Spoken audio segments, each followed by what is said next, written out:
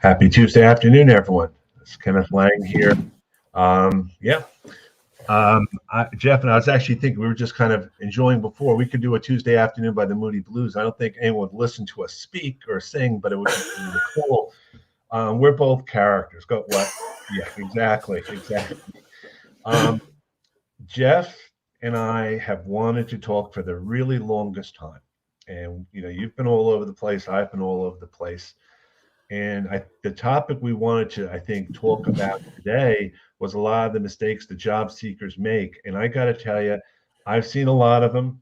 I've made a lot of them, and I'm sure I'll keep making some because you always have to be evolving. So, what got you, or what interested you in even having a discussion like this about the mistakes that job seekers make? It starts off with the fact that so many job hunters listen to the wrong people, take bad advice, and frankly, most are amateurs. And in being an amateur, you don't know that you're making mistakes. You've gotten on the conveyor belt of the systems, you get moved along by the system, and you haven't really evaluated it with a professional's eye. And I'm not claiming I'm the best professional on the planet, but Right. Here's the fact: 40 years in search, and now 5 more years as a career coach. I've seen a heck of a lot, and I know what works and what doesn't work, not just simply as a headhunter, but from the job hunter perspective as well. So the notion of trying to help people adopt a professional attitude toward their careers is really what got me interested in doing this and correcting all these mistakes. I think the challenge that I have quite a bit is that there's no path to anyone can be a recruiter, or anyone can be a career coach, or anyone can write resumes, and it's hard to know who to trust and not to trust in terms of what to do. And there's so much information out there. Hopefully, Terry, hopefully your sound has come back. I got Dave Shuckman here from Woohoo! in the house from Mercer County, and I have Jude Gall from Windsor, Ontario. I know that the biggest challenge most people have is knowing who to trust and how to make sense of what's out there. And I think the biggest mistake that people make is that they listen to people, but sometimes they don't question if the information they're getting is even relevant. I mean, they just take the word of the person on the other end. What do you think about that? Well, who do they go to for advice? Right. If you're 24 years old, you go to your friends you know as little as you do. You go to career services. You might go to a previous manager that you had who knows what they look for when they hire, but they don't know what the market looks for. If you're 44, or dare I say 64, it's even more complicated because you think you know. And you forget about all those times you got rejected, and you just focus in on, I got a job. I'm working at this great place. And you forget about all the times you made the dumb mistakes that proved costly. So I start off with, yes, they go to the wrong people for advice, but I'm going to even go further than that. I'm going to say people outsource their career management to their employer.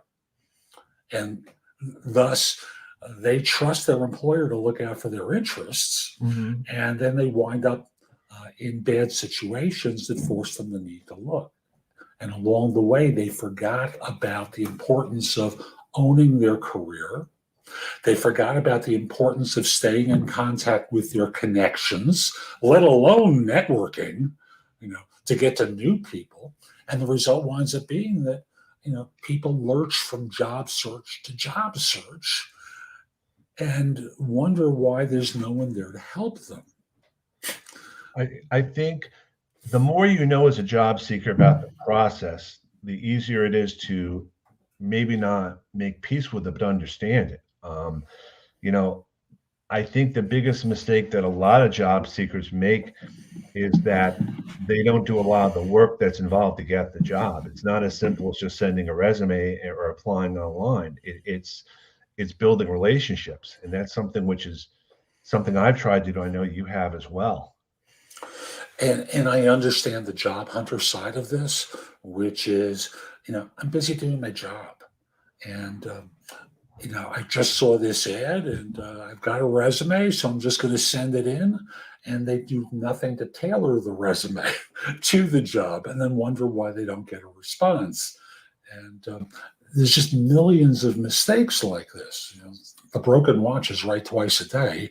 It doesn't mean that you're going to use that as your watch, but Right. people use that with their resume. And it has an impact on outcomes because you miss out on things that you could have gotten interviews for. So I'm going to put up a couple of comments. Sally, I hope I'm pronouncing it right, FICA. It's tough finding current information about hiring practices. And I would probably say finding good information, good current information about hiring practices, because different places have different ways of going about it. And I think a job seeker is somewhat challenged at knowing what the process is, for sure.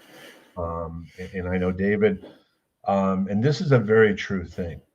What worked for you before isn't going to work now. And whether it's a resume or how you actually get the jobs, it's a different world. And there are a lot of silly mistakes people make that I call people out on. And it's something that most people wouldn't think about. If you're going to have an email address, don't do an AOL, don't do a Yahoo. No, you're laughing. But so many people still have those and it dates them. It's true. I'm sorry for laughing, folks, but at least get a Gmail account and have it forwarded to your AOL or Yahoo address. I mean, even the idea of a physical address. I mean, we don't fax resumes, we don't mail resumes. Again, there's a difference of opinion about it, but I'm not a big fan of having that on there. I mean, nowadays we all have phones, we all have email addresses. Again, no one's going to mail you anything. But city, state, and zip you need to have on. Okay. And the reason is, if you're applying for something and you wind up in the applicant tracking system, and they decide to do a search for someone with a particular background, the location field that they're going to use is your zip code. Okay. So they want, your General Motors, I'm just picking a name at random, your Facebook, your Amazon, whomever, they want to hire someone from Long Island City, and they want to find someone local. So you've got to have a zip code there because they don't want to talk to someone in Detroit. Sure. They don't want to talk to someone in Utah. Great places, but they want someone local. So you've got to have a zip code on your resume just to be found in their systems. And some people make that mistake. Don't put the address on. I understand identity theft. Right. If someone wants to steal your identity, they can do a Google search for your name and city, state, and zip to get the address. But still, don't make it easy for people. But make it easy for the employer to be able to find you in their systems so that in this way, when they have something that makes sense, they can do a direct mail piece to you. Reach out to you and say, hey, new job opened up. We've rejected you 20 times up until this point, but this one looks like it could fit.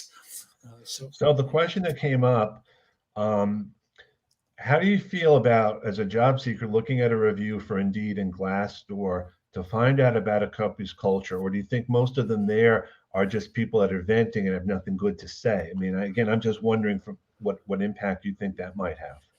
Peter, I'll tell you, from my vantage point, when I looked at Glassdoor or any other site that claims to have data, I eliminate the extremes. The extreme negativity, the extreme positivity, because that could be management trying to cover up for the negativity.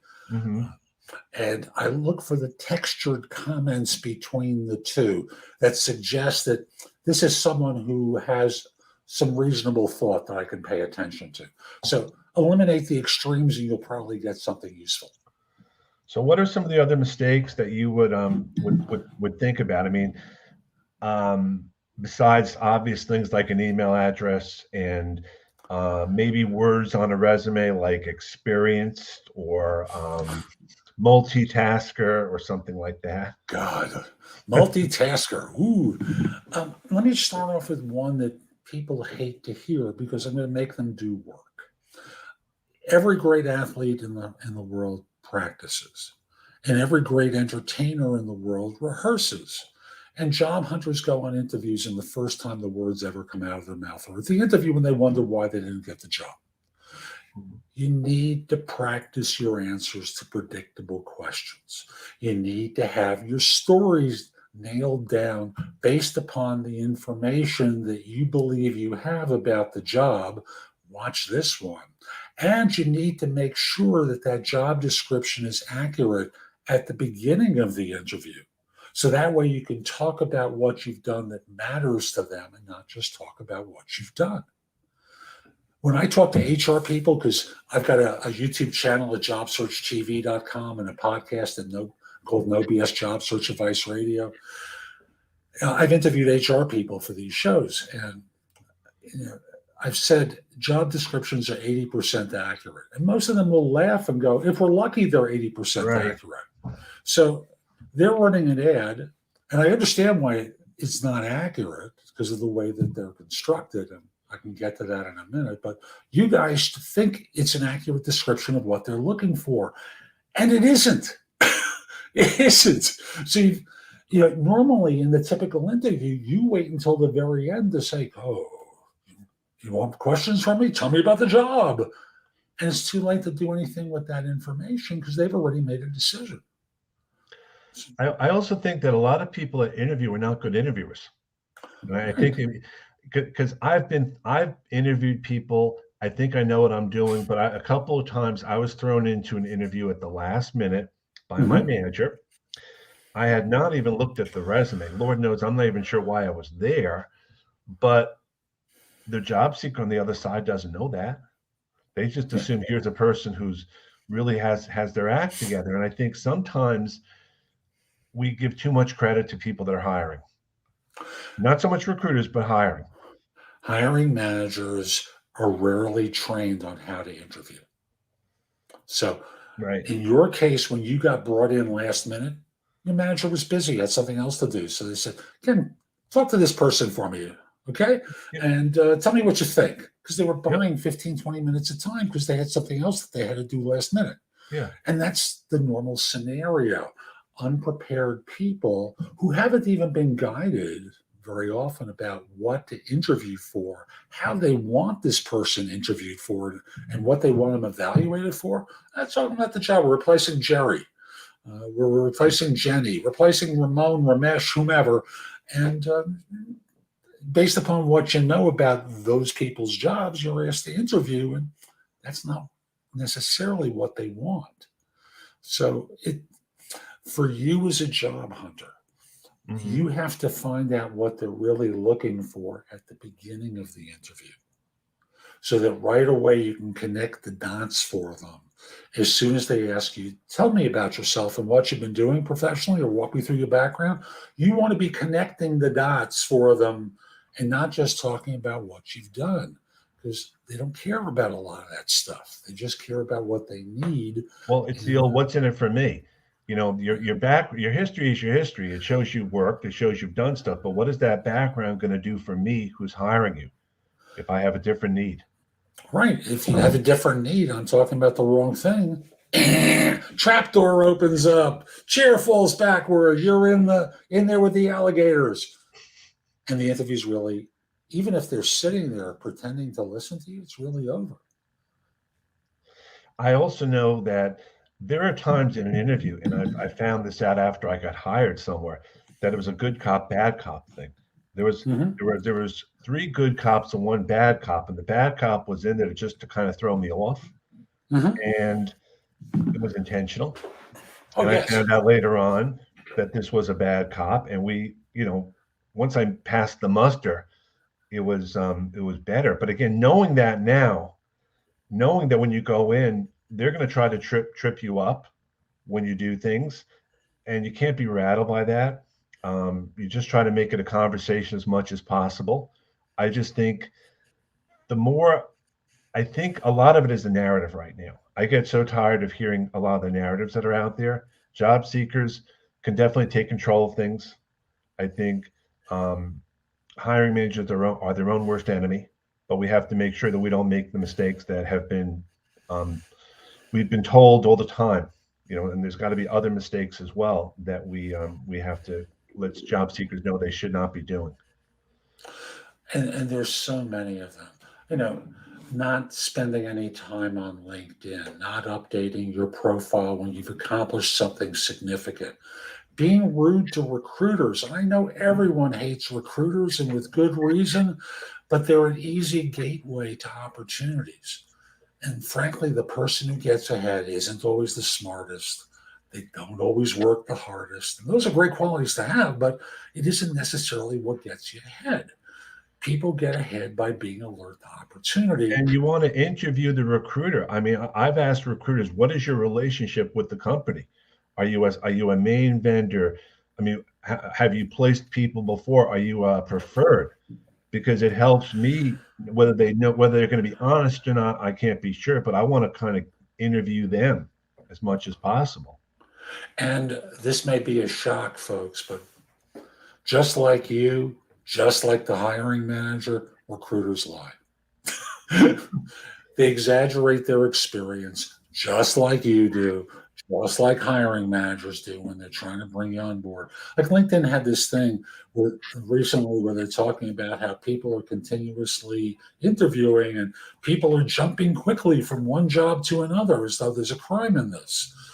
And the statistic is within 6 months, 30% of people change jobs again. Right. And the reason's pretty simple. Hiring manager lied. Well, but they to answer Sally's question, they're trying to trip you up because they want to see how you handle pressure and negative situations. It's not always going to be a walk in the park. The person I'm referring to specifically, she wanted to see how I would work with an ordinary manager who would question everything that was asked. And she asked me questions that were not true, that were ridiculous. And she just wanted to see how I would handle myself. It wasn't about the answer, it was about how I would handle the situation. And I think even when you're interviewing or even when we're chatting, it's a conversation. And even if it doesn't lead anywhere, it's good practice. You know, even if they trip you up, you've learned because they're not your friend, you know, and recruiters also are not your friend. They may want to support you, but their business is to find a person for the hiring manager, whether it's realistic or not, whether the hiring manager's expectations are realistic or not, they have a job to do and they can't change that.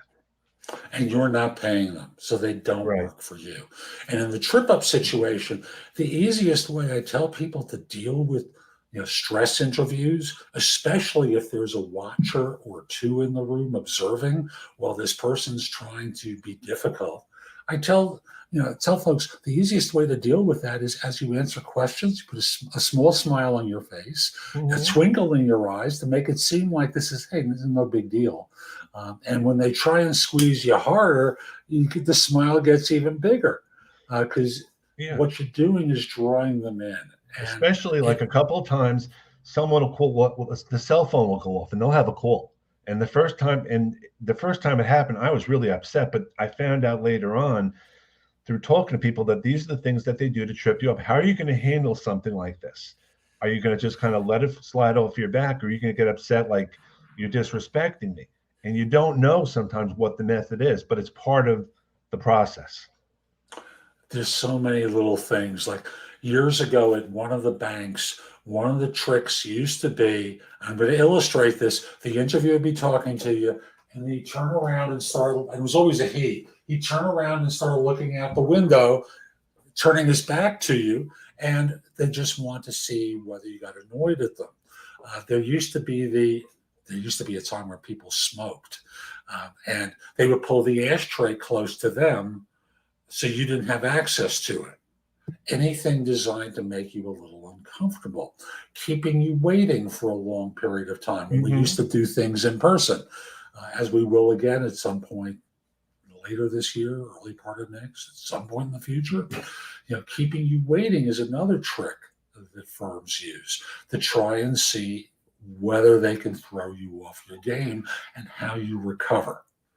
There's just a million things that they do. Can I name some common reasons? Yes, Alex, can you name some common reasons? I have my thoughts. I'd be curious to get your thoughts.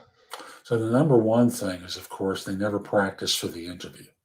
Hmm. As a result, they make stupid mistakes. They should know better.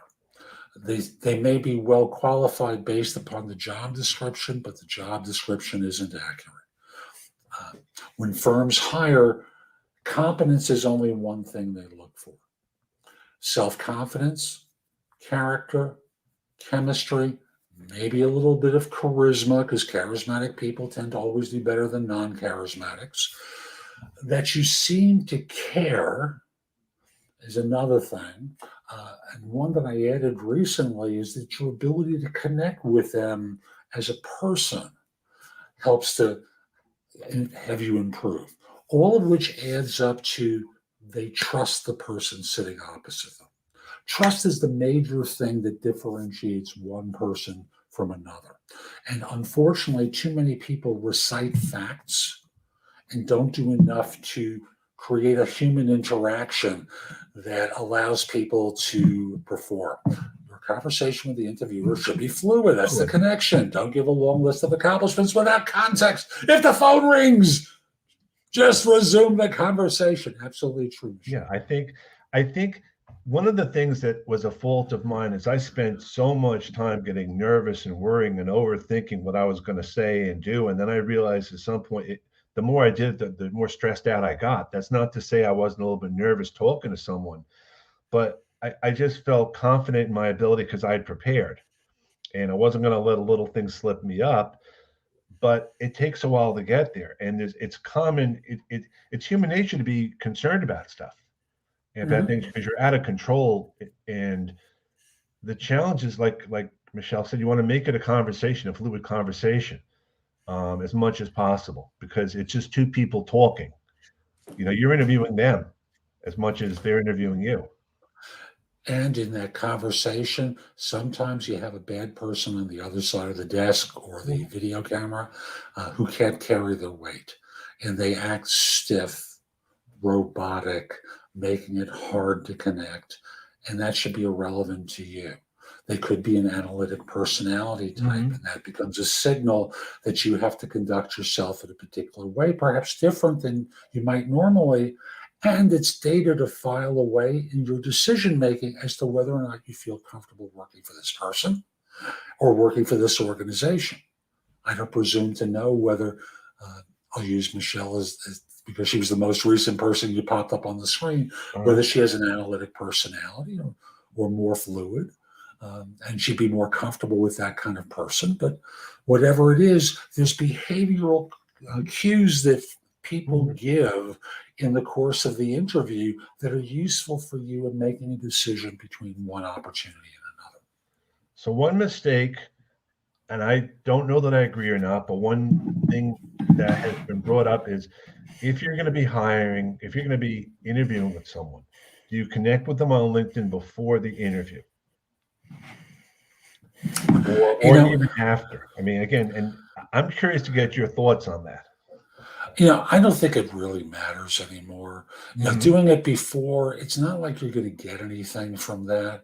Doing it after, at least there's a connection in theory based upon the previous conversation. Yes, you can say, I'm on your calendar for Tuesday at 2, thought I would connect. And that's not really connect. The real connection takes place after the meeting, where even if they reject you, you have the opportunity to message them from time to time to bring them up to date on what you've been doing, to actually establish a relationship with someone that can be meaningful rather than doing it beforehand where all you're doing is saying, hey, on your calendar. I think the other thing people make a mistake about is just because you get rejected for a job does not mean the relationship ends. It may you can be considered for another job, or maybe their first choice decides not to get hired. The conversation shouldn't just end when the interview is over. Even if you get an automated rejection, you want to stay in touch because you just never know. And very few people follow up that way. Very true. And again, I look at a career as being a long period of time. And thus, you may have been a ship passing in the night right now, But a year from now, you could be someone who's very desirable to that same manager, or vice versa. And thus being able to stay in contact from time to time. I'm not saying every week, but every 6 months ish. Certainly at Christmas, Hmm. reaching out to reconnect with someone has value to people. Well, I have to tell another true story. Remember, I just told you before about this, the good cop, bad cop with the Yes. interview.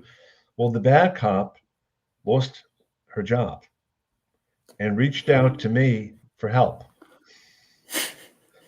And it was a little bit awkward at first, but we just started talking because she happened to remember me at the time. And it makes me laugh in a way, but we're all human.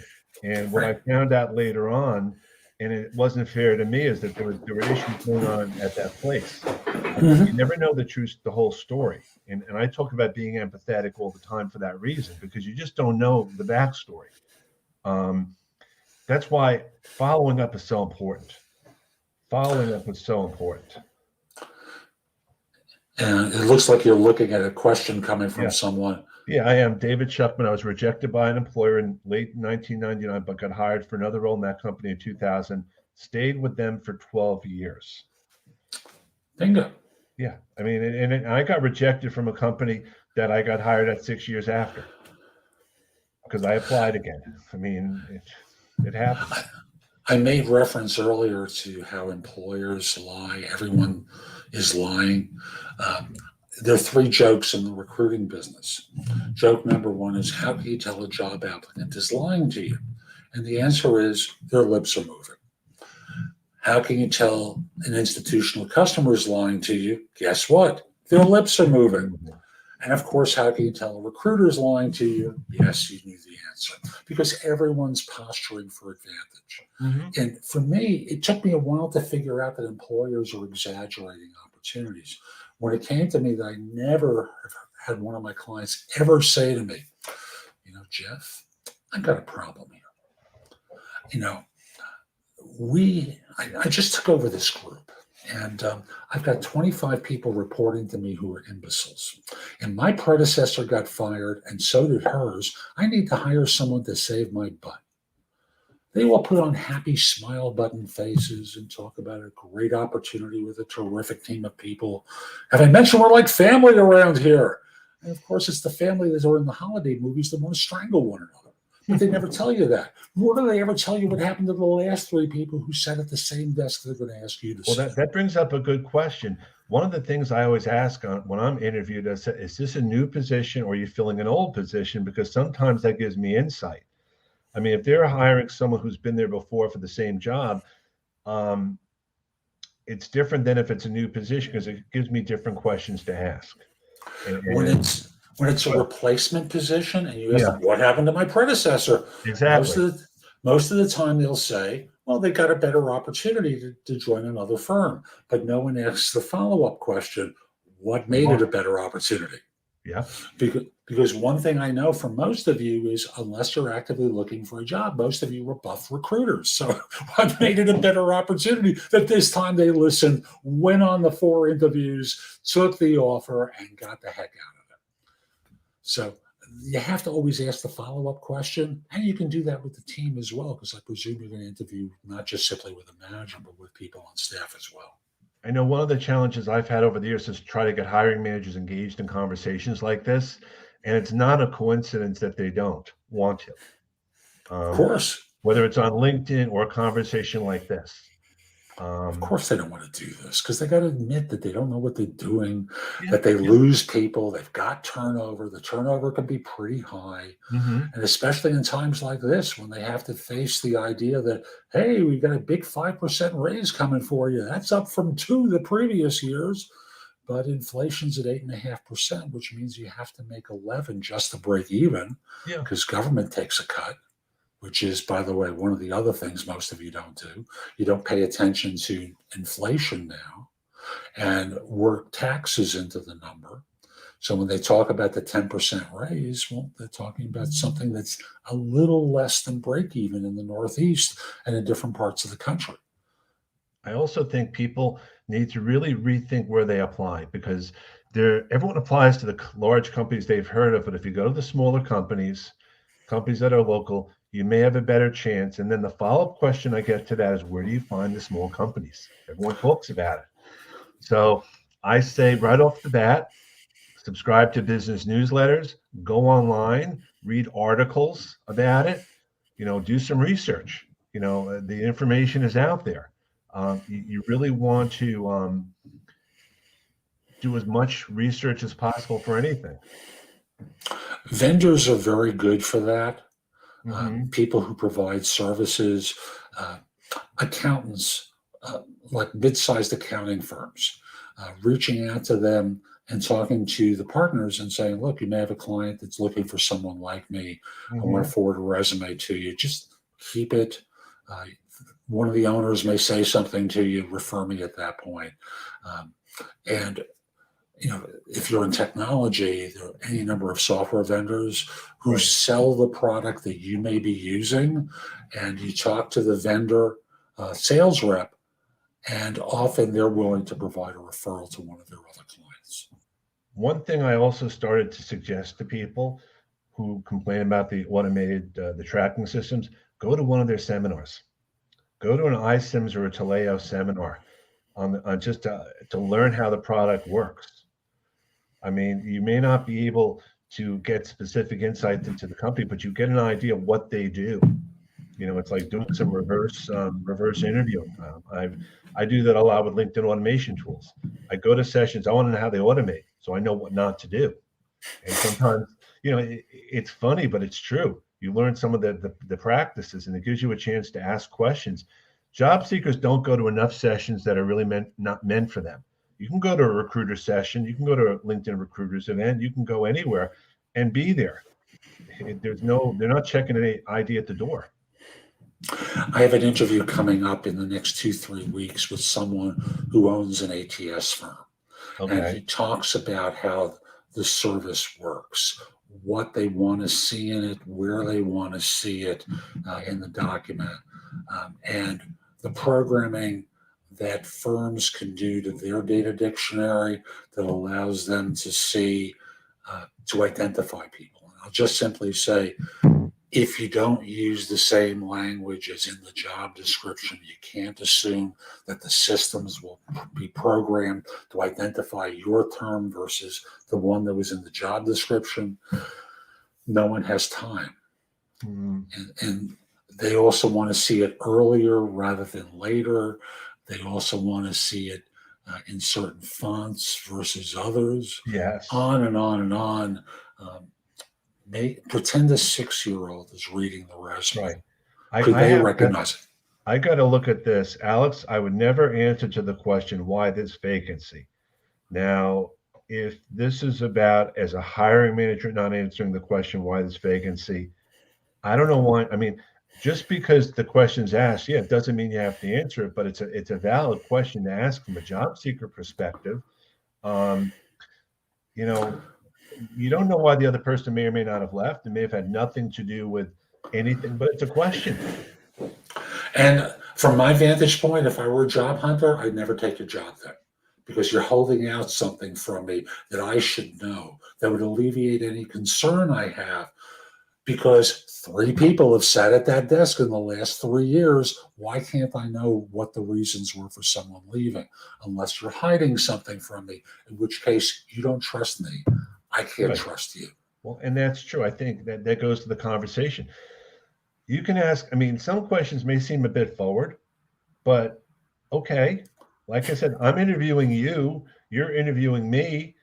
And most employers are asking, why should we hire you? They're asking obnoxious questions designed to put people on the defensive. So when you turn it around and say, why is this job open? Suddenly that's a taboo subject. Please. So again, David alludes to Reference Solutions USA. There's a great place to find local companies, and I would absolutely look them up, look for people on LinkedIn, connect with them, talk to them. You just never know where a job is going to be and where it's going to be. And it's really about getting the experience and getting your foot in the door. And then Dr. Scott, local chambers of commerces, et cetera. I will tell you now, I'm a member of a chamber of commerce up here in northern New Jersey, and most of the small businesses there, and I've gone to meetings, they're looking for people. They're looking for people to do some work, and they're going to rely on their local chamber members to help them because you've built that relationship. And in some parts of the country, depending upon the kind of work you do, a BNI chapter can be useful, where you contact the chapter president and say, this is what I do. Do you have a member who's in this field? I could give you a resume. You can just deliver it to them. Doesn't mean they're necessarily hiring, but there are people in insurance. There are people who are in accounting, in engineering, in plumbing, in HVAC work, all sorts of different fields. There are mechanics of all sorts. So there's lots of jobs out there. And to think that LinkedIn or Indeed have a monopoly on the listing of all positions doesn't work that way. I think one thing we talked about before, just to end things, is that people that are just starting out have just as much discrimination against them, probably even more than people of our age. It's the age-old job spec thing. You're a junior person, I want 5 years experience, as opposed to the senior person that wants 5-year experiences. People don't know how to write job specs. It's as simple as that, and you have to get past that, which is easier said than done. And so even when we call this job search mistakes that people are making, the mistakes are happening everywhere. And I think it's getting past what those mistakes are and to put yourself in the best light. For junior people, let me just start off with, you are discriminated against even more than the old guys. So let's just start, and that's an American Psychological Association data on that from 2 years ago. So it's not old antique information, it's fairly recent. So your job is to conduct yourself in a way that not just the boomers, because the boomers are almost out of the loop at this point, but it's really about Gen X. It's about the older millennials can relate to you with. And as a Gen Z member, I know you're very much like the boomers. You want to work hard and your job matters to you, but play the game for a little while to get across the threshold and get hired. Yeah, I definitely think, I know the mindset has changed with this generation. They don't have the same expectations of being in a place for 10 or 15 or 20 years anymore. With good reason. Right. No, I'm saying whether it's because they've seen it in their families or they just have that understanding. So that's both good and bad. But it's an understanding part, to know what you're up against. They have a different mindset. And so I think that's not so much a mistake per se, but it's a realization. When you go for a job now, my age, you don't expect it to be for the rest of your life being 15 or 20 years. So I think that has to be a little bit of a reset. And I know we've all talked about that, what the expectations are. For Gen Z, they're not going to play the game of filling out the ATS application. They don't care. What they want to do is find a place where they can be appreciated. And they want to be in an organization where people see them for who they are going to support them going forward and help them learn and grow and get ahead. And they will work harder than the boomers did when they first entered the market, because the boomers were the hippies. So Michelle has a question. Small businesses employed 80% before COVID. How has COVID affected that since so many small businesses closed? I mean, I look at it this way: some businesses closed, but others opened up. So it may be in a different place. But what do you think? Well, the LinkedIn clientele, and I'm going to address this word LinkedIn, is not the same clientele as a lot of those businesses. So when we're talking about most of the businesses that closed up, hospitality is a huge area. Jobs that most of you don't do. So in terms of these, those are really micro businesses. I think of the SMBs. So if you looked at, for example, I think PwC and Deloitte have lists of small and medium-sized businesses. Those firms were able to make it through most of the time. in most cases. That's really the size. We're not really talking about the small micro businesses that employ 12 people and the bookkeeper sits at the front desk taking calls. I would say, on top of everything else, to everyone on the call, avoid reading the newspapers as much as possible about what the news is coming out as. Not that it's not as good or bad, but don't rely on your networks to give you relevant information, because broad strokes in the media is not always the best way to go. They talk about the job market as though it's one big monolith. Right. It isn't. Definitely. So is there anything else that you wanted to chat about? I want to be respectful of your time because I appreciate it so much. I'll just conclude, folks, by saying the skills needed to find a job are different than those needed to do a job. And it's an obvious statement, but most people conduct themselves as though if they recite a bunch of facts, they're going to get hired. As I started off, you're amateurs around job hunting. I've got a lot in the blog and my website, thebiggamehunter.us. Go there, go exploring. There's just a lot there. All right.